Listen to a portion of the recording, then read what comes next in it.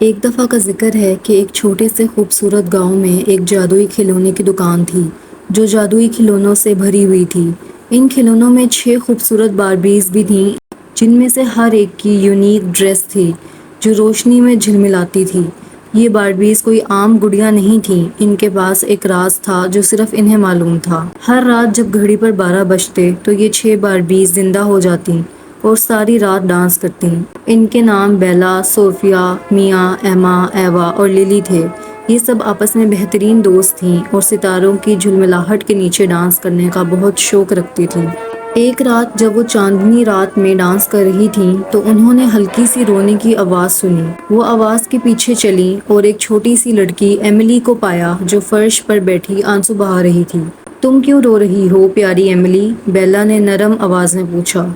Emily نے اپنے آنسو پونچھے اور بتایا، میں نے ایک برا خواب دیکھا تھا۔ میرے خواب میں بالکل اکیلی تھی اور مجھے گھر واپس جانے کا راستہ نہیں مل رہا تھا۔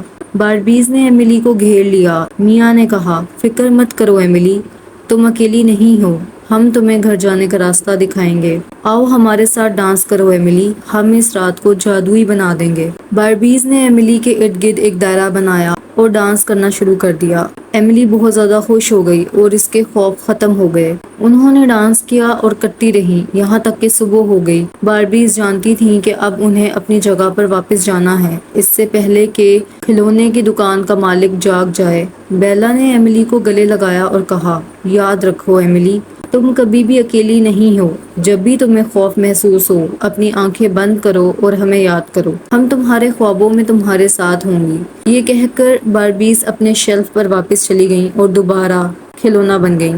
اس دن کے بعد ایملی نے کبھی بھی برا خواب نہیں دیکھا۔